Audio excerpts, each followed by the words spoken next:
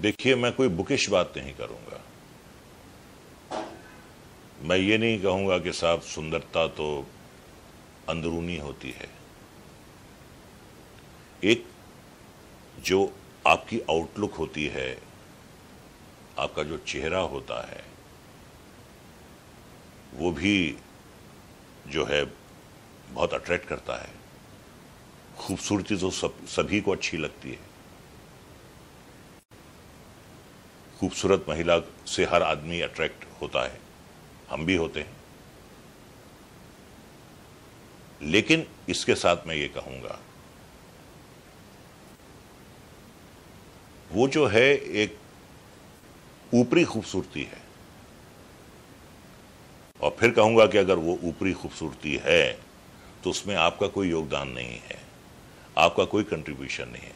ऊपर वाले ने आपको खूबसूरत बनाया है, तो एक तो उसका आप शुक्रिया अदा कीजिए। और फिर आपको यह भी मालूम होना चाहिए कि ये जो हुस्न है, ये चंद दिन का मेहमान होता है। जैसे जैसे उम्र बढ़ती है, खूबसूरती आपकी घटती है। आखिर में आप बतौर इंसान क्या हैं, वो चीज ज्यादा अहमियत रखती है। देखिए, मैं उदाहरण देता हूं आपको खूबसूरती का, आकर्षण का। आज आप किसी भी पार्क में जाइए, आप देखेंगे कि बुजुर्ग कपल एक दूसरे के हाथ में हाथ डालकर वॉक कर रहे हैं। बुजुर्ग कपल जिनकी शादी को 60, 65, 70 साल हो गए, एक दूसरे के साथ निकलते हैं, एक दूसरे का हाथ पकड़ते हैं। तब कोई खूबसूरती या कोई सेक्स का आकर्षण नहीं होता है, वो कंपेनियनशिप है, वो एक दूसरे के प्रति प्यार है, वो उन्हें बांधे रखता है। वो एक अंदरूनी खूबसूरती है, वो एक अंदरूनी प्यार है। अगर सिर्फ क्राइटेरिया शक्ल सूरत का हो तो 30-35 साल के बाद तो नक्शा ढलने लगता है, पलटने लगता है। एक अच्छा इंसान होना, एक दूसरे से प्यार करना, एक दूसरे की इज्जत करना, वो बहुत जरूरी है। ना सिर्फ मैं बात मियां बीवी की कर रहा हूं, बल्कि मैं ये कह रहा हूं कि जो आपके साथी हैं, जो आपके सहयोगी हैं, जो जिनसे आपका वास्ता पड़ता है, बी गुड टू एवरीबडी। घमंड मत कीजिए। घमंड जो है उसका तो सर नीचा होता ही होता है। देखिए, हर वो चीज, देखिए हर चीज जो ऊपर आती है उससे नीचे आना होता है। जो पहिया है, जो काल चक्र है, तो जो ऊपर आएगा उसे जाइंट व्हील की तरह नीचे आना है, और फिर आपको उतरना भी है। सारी जिंदगी आप जाइंट व्हील पे बैठ नहीं सकते। सो बी नाइस टू एवरीबडी। अगर आप किसी का भला नहीं कर सकते तो किसी का बुरा भी मत कीजिए। Try to be a good human being, try to be a good citizen of the country, try to be a good family member, try to be a good neighbour also. बाकी कर्म तो अपने हाथ में है करना, बाकी फल देना तो उसके हाथ में है। कर्म करते रहो, फल की चिंता मत करो, फल तो मिलेगा, फल तो देगा। कुछ जो कमाल की फिल्में बनी हैं, कुछ बहुत बड़े बजट की बनी है, जैसे मुग़ल आज़म है, जैसे शोले है, जैसे पाकीज़ा है। कुछ छोटे बजट की फिल्में भी कमाल की बनी हैं। 2 बीघा जमीन, गर्म हवा, ये दिल को छूने वाली फिल्में हैं। हमने अब तक बात की है सिर्फ हिंदी फिल्मों की। हमने सत्यजीत रे की बहुत फिल्में देखी हैं, बंगाली फिल्में। वो कमाल के मेकर थे। जैसा सोचते थे, जो कंसेप्शन होता था, वो पर्दे पर ले आते थे। ऐसे डायरेक्टर्स भी बहुत कम हुए हैं। मेरे लिए जो अब तक अल्टीमेट फिल्म है वो मुग़ल आज़म है। और मेरे लिए ही नहीं है,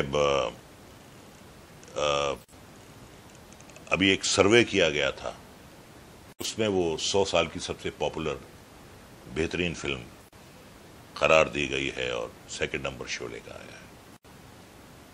मैं इन दोनों फिल्मों को, मैं हालांकि कोई नहीं होता मार्क्स देने वाला, मैं कोई प्रोफेसर या कोई आलिम फाजिल नहीं हूं, लेकिन ये दो ऐसी फिल्में हैं जो लाइब्रेरी में रखी जा सकती हैं, इन्हें रोज देखा जा सकता है और रोज कोई ना कोई नई बात आपको इन फिल्मों से मिल सकती है। हर डिपार्टमेंट में मैं समझता हूं कि इन दोनों फिल्मों ने 100 आउट ऑफ 100 स्कोर किया है।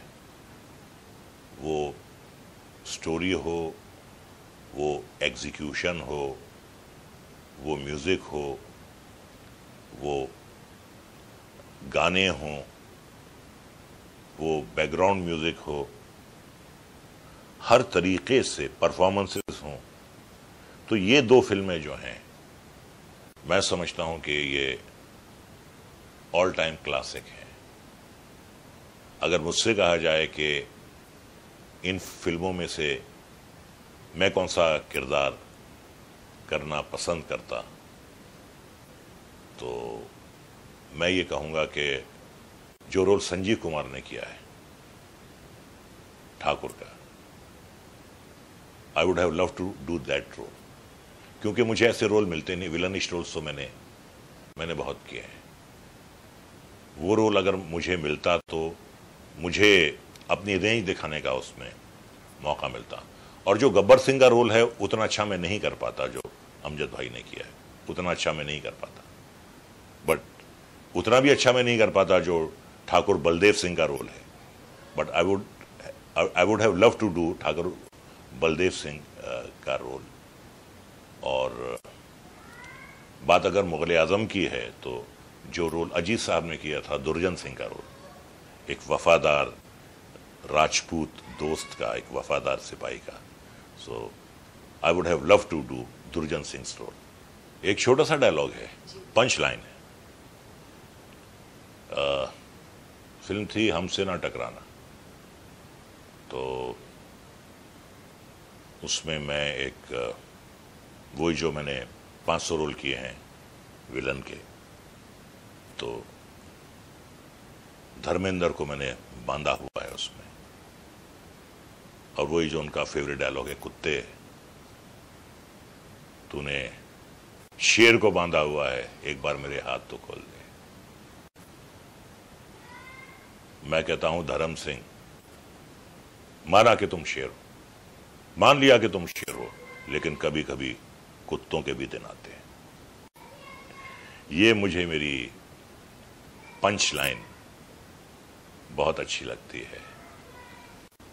तो जरूरी नहीं है कि आप 15 लाइन बोल जाएं डायलॉग के।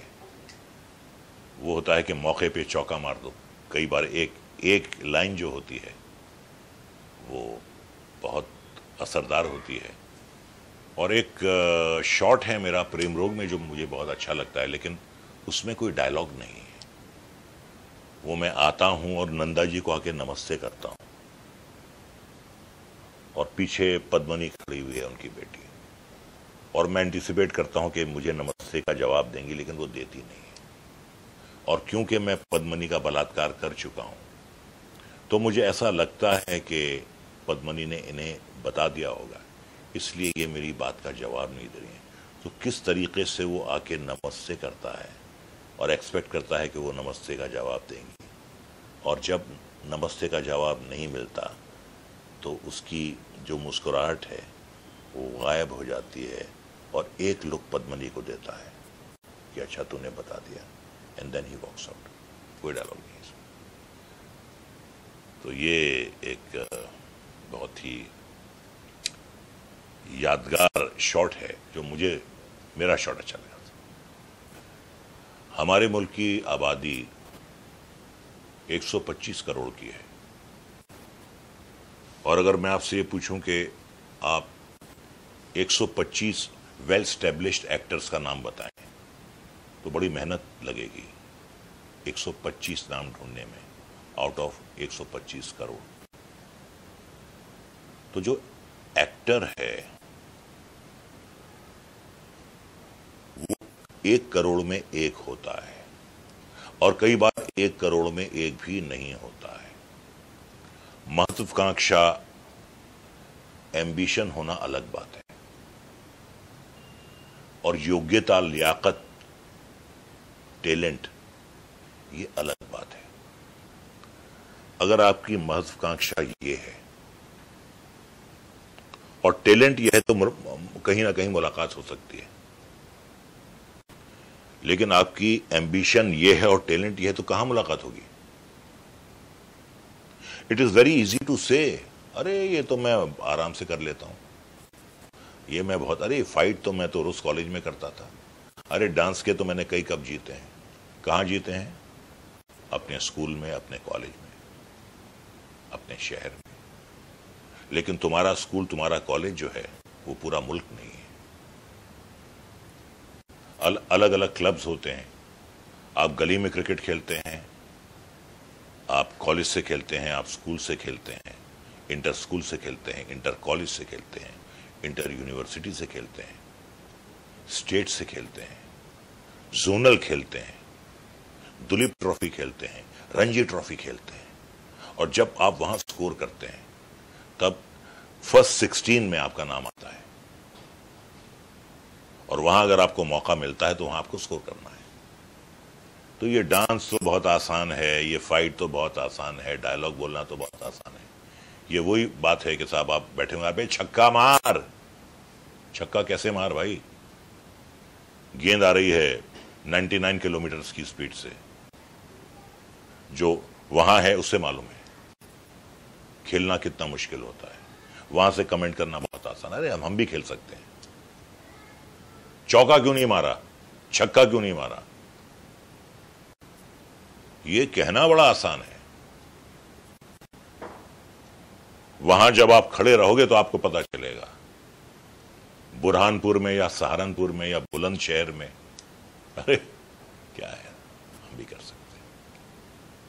तो क्या है, आज लोग समझते हैं कि सेलिब्रिटी बनने के लिए जो सबसे आसान शॉर्टकट है वो एक्टर बनना है। भाई कंपटीशन कितना है, मैं आपको उदाहरण देता हूं। जैसे मुंबई में जब 5:15 बजे की लोकल ट्रेन छूटती है चर्चगेट से ऑफिस आवर्स के बाद, तो घुसने की जगह नहीं होती ट्रेन में, लेकिन आप घुसते हैं। कोई आपको वेलकम थोड़ी कर रहा है, वहां कोई रेड कारपेट नहीं बिछाया कि आइए साहब, आप नहीं आएंगे तो ट्रेन जाएगी ही नहीं। आपको घुसना पड़ता है, आपको एक हाथ से लटकना पड़ता है, फिर आपको इतनी जगह मिलती है कि आप खड़े रह पाए। फिर बहुत देर के बाद 6-7 स्टेशन जब जाते हैं तो आपको कहीं बैठने की जगह मिलती है।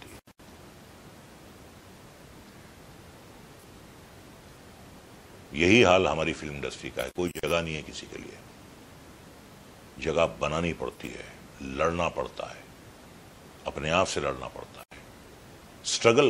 स्ट्रगल वर्ड का इतना मिसयूज है हमारे यहां कि साहब हम स्ट्रगल कर, अरे अपने आप पे स्ट्रगल करो भाई, पहले अपने आप को सुधारो, अपनी जबान को सुधारो, अपने आप को फिट रखो।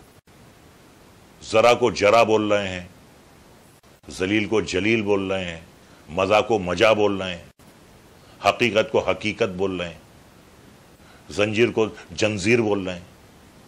पहले जबान सीखो। कॉलेज के प्ले में काम करना अलग बात है, यूनिवर्सिटी के यूथ फेस्टिवल में काम करना अलग बात है। यहां आपका करोड़ों से कंपटीशन है। I am not discouraging anybody, everybody has the right to try, but know thy self.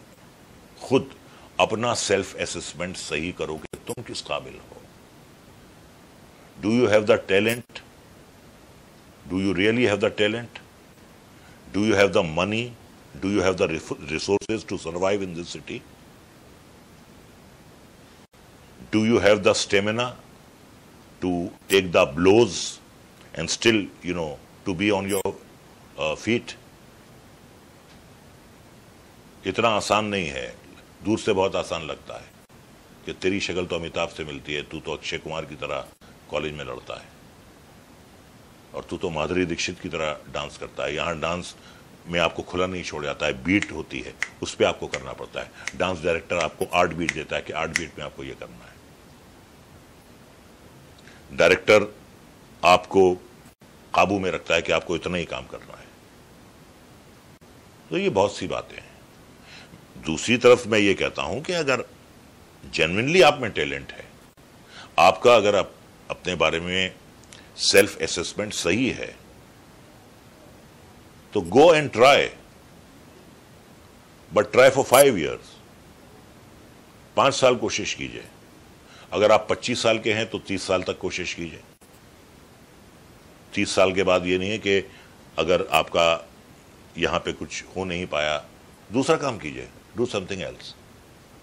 लेकिन कोई भी लाइन इतनी महत्वपूर्ण नहीं है कि सारी जिंदगी आप जो है उसमें आप अपनी झोंक दें और आप तब भी वहीं के वहीं खड़े हुए। तो मैं ये भी कहता हूं कि शाहरुख खान किसी स्टार फैमिली का नहीं था, नसीरुद्दीन शाह के वालिद कोई एक्टर नहीं थे, संजीव कुमार का बाप कोई प्रोड्यूसर नहीं था। ये सब लोग बाहर से आए, इन्होंने अपनी जगह बनाई, इनमें टैलेंट था। आप में वो टैलेंट है, तो वो भी कोई गारंटी नहीं है। कोई गारंटी नहीं है कि अगर सीरियल में आपको एक अच्छा किरदार मिल गया, अब वो सीरियल कब ऑफ एयर होगा, फिर आपको कब अगला सीरियल मिलेगा। There is a lot of जो अंग्रेजी की मिसाल है कि लिप और कप में बड़ा फासला रह जाता है कई बार। तो ये सारी बातें हैं। जो स्टेबिलिटी है वो फिल्मों में है। फिल्मों में एक स्टेबिलिटी है। अगर आप काम करना जानते हैं, अगर आप एक प्रोफेशनल हैं, अगर आपका अच्छा बिहेवियर है, तो सारी जिंदगी आप इसकी रोटी खा सकते हैं। बट काबिलियत होनी चाहिए, सेल्फ असेसमेंट सही होना चाहिए। आइए ट्राई कीजिए, कोई बना नहीं कर रहा है। लेकिन ये कहना कि साहब वो जो धर्मेंद्र आ गए थे पंजाब से, तो हम भी कर सकते हैं। रजनीकांत की क्या शक्ल सूरत है, हम भी कर सकते हैं। मिठुन चक्रवर्ती बंगाल से आया था, वो क्या था, हम भी कर सकते हैं। तो लोग इस खाम ख्याली में रहते हैं। मिठुन जैसा डांस तो करो, रजनीकांत जैसी फाइट तो करो, जितेंद्र जैसे चार्मिंग तो लगो। कहना बड़ा आसान है, लेकिन उसके साथ साथ आप अपने आप को पहचानिए कि आप किस क्लास के हैं। और अगर आपको खुद ही अपना क्लास पता नहीं है, अगर आपको खुद ही यह मालूम नहीं है कि आप क्या हैं, तो आप अपने आप को धोखा दे रहे हैं। It's just self deception. आप धोखा दे रहे हैं, सारी जिंदगी आपकी फिर धोखे में निकल जाएगी। जी हाँ, मैं काफी सोशल कॉजेस के साथ जुड़ा हूं, एक नहीं, लेकिन उनके बारे में मुझे कहना अच्छा नहीं लगता है। कोई भी सोशल कॉज, वो बच्चों के लिए हो, वो बच्चियों के लिए हो, वो तालीम के लिए हो, वो एल्डरली लोगों के लिए हो, वो मुल्क की भलाई के लिए हो। मैं पढ़ाता भी हूं इंस्टीट्यूट में जाके, मैं डिक्शन और वॉइस एंड स्पीच की, I am a teacher also, and it has nothing to do with any kind of monetary gains. मैं ये कहता हूं कि जो भी थोड़ा बहुत आज मैंने सीखा है, जो समाज ने मुझे दिया है, इज्जत दी है, शोहरत दी है, मुझे सिखाया है, वो मुझे अपने साथ लेके जाना नहीं है, वो मुझे बांटना है बच्चों में।